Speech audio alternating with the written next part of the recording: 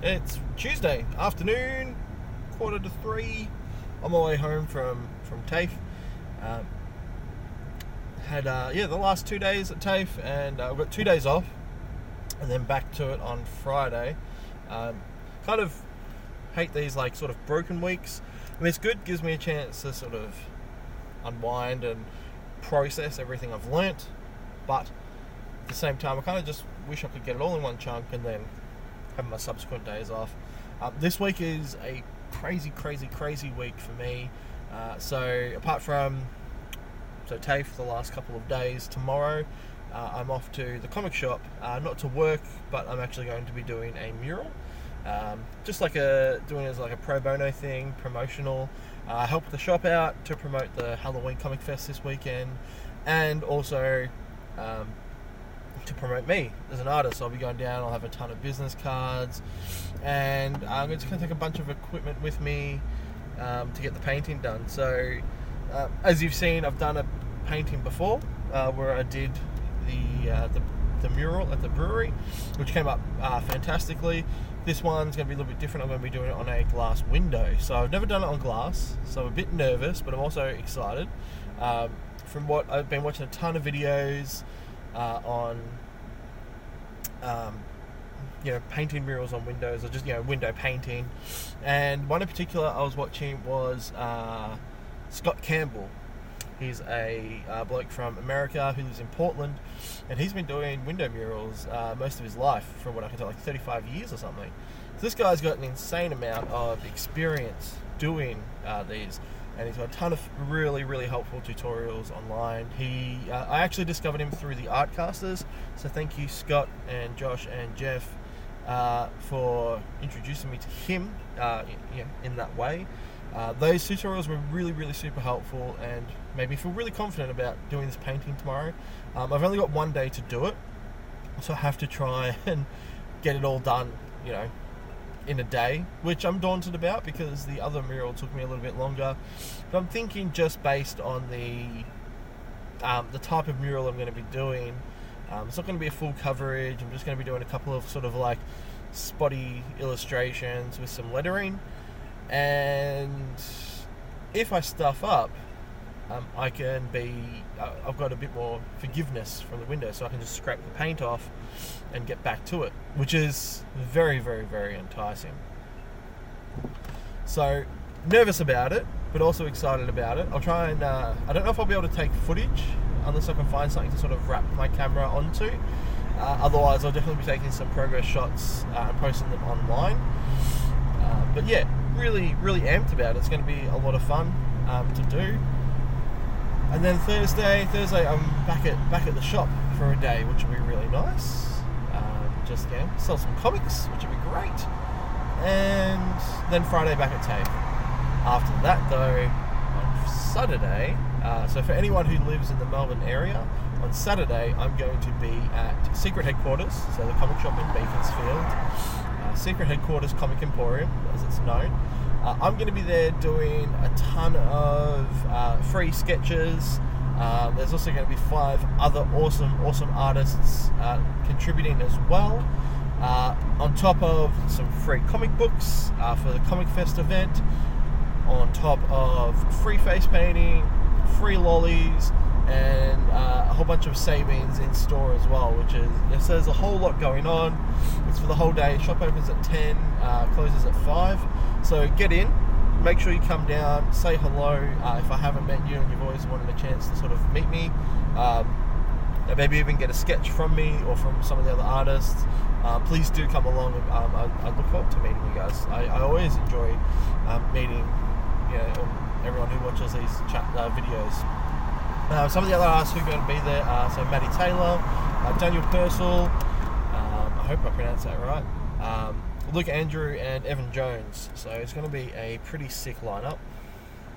I've had the pleasure of sort of organising this event, so I'm really passionate about making it sort of as good as possible, and hopefully we have a really decent outcome, which is why I want to do this mural, because it's important to me to make this work. And also the cross promotion for myself. Of course, I'd be silly not to aim for that. So, next to that, yeah, it's just been busy, just doing this class, learning heaps. Most of this week has been learning about like financials, learning about doing cash journals and managing my cash flow, understanding my expenses, revenue, how to calculate my profit, how to deduct my tax from my profit. It took a little bit for it to sort of sink in, and it was quite interesting. Like throughout the class, there was quite a few aha moments. People who just, the teacher just said just the right thing, and he reiterated a lot of it, multiple times to really sort of help it sink in. But there would just be those, moments where he said something again, something like, okay, I get it now. And I was the same. It took a little bit for it to just trigger. But now I really feel a little bit more confident about managing my earnings and my expenses, and understanding too how to manage those expenses, to minimize my profit, to lower my tax bracket, which is also very, very good as well, but also very difficult, because I don't want to be earning too little, because then we won't be able to survive. I don't want to be earning too much, because then I'm paying too much tax. I don't want to be earning far too much, because then I have to register for GST, and I don't want to do that. At least not in my first year. I think that's a little bit daunting. But I've really encapsulated what my business is going to be now. For the most part, I've scrapped the whole teaching element, and that's going to be a bit more of a side thing, and then incorporating it progressively into the business. So as much as I really, really want to do it, it made it far too difficult for me as a manageable portion of the business. So now I'm more heavily focused on just the illustration and graphic design services as a contractor. So you can hire me to do these services. So that includes murals, that includes character portraits, that includes business cards, logos, all of that sort of stuff. And then next to that, I'm also going to be building up my products line. I've changed, and I actually want to get your opinions on this. I've decided that I'm not going to be using my name as my business name anymore. So normally I would just work under Chris McQuillan Art, which is good. You know me, you know who I am. But I'm going to be working it under the business name Fat Rocket Studios. Fat Rocket's pretty random, I'm sure, for you guys, but Fat Rocket is actually a name that Lee and myself use for Kill the Hero. So when Kill the Hero comes out, we had always intended it to be under the guise of Fat Rocket Games. And I spoke a little bit about it with him, and because we'll be publishing the game soon enough.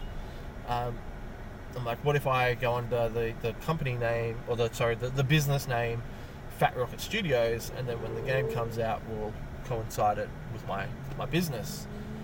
And he was quite happy to do that. So, and any other subsequent stuff, so Monkey Junk, etc., will all be now Fat Rocket Studios, which is really exciting.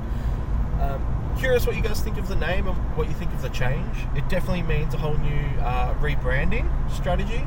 So once everything's sorted, I'm going to have to come up with a new logo. I'm going to have to redesign my website.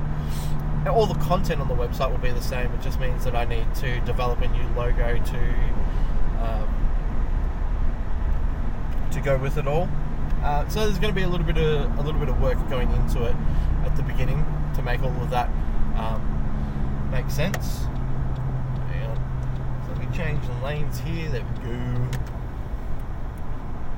But yeah, this course, and I'm only like 2.5 weeks in, has really helped me solidify what my company is, coming up with a business name, and really developing a really solid structure for what I'm going to do. The lights messing around again. And also because as a part of the assessment, we have to put together a very extensive report on our financials. So I have to figure out what my products are actually going to be. And that was really daunting originally, because it's like, well, hang on, I'm a service, not a product. So I had to start looking at my services as products and breaking them down. So for me, one service is illustration. So I have to break that down into an hourly rate. How much would I charge per hour to do an illustration? I made that $30, and then you just multiply that by how many hours you do per month.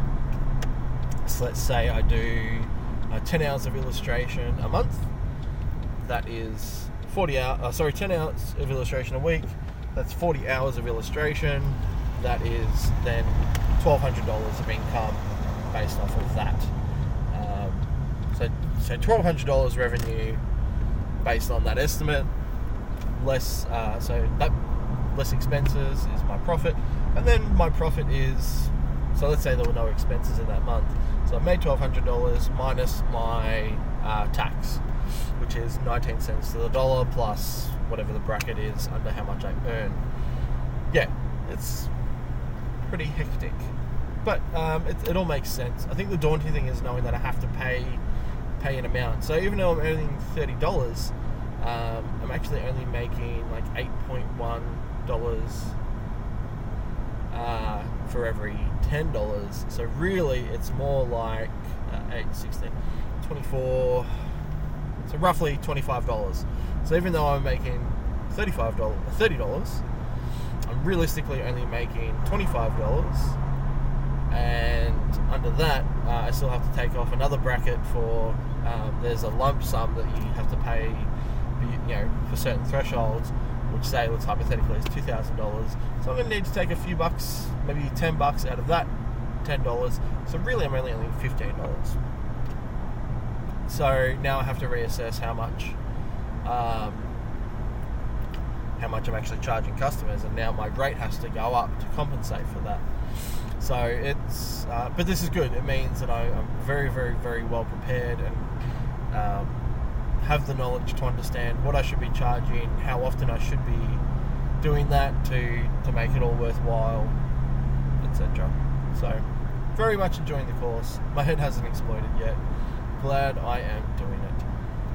I'm going to leave it there. I think that's enough. I think that's a bit of a brain spew. So tomorrow's the mural. I'll definitely be doing some videos while I'm doing that to show you guys my progress. Very, very excited about it. And then I have a podcast recording on Thursday with the Ogre's Basement guys.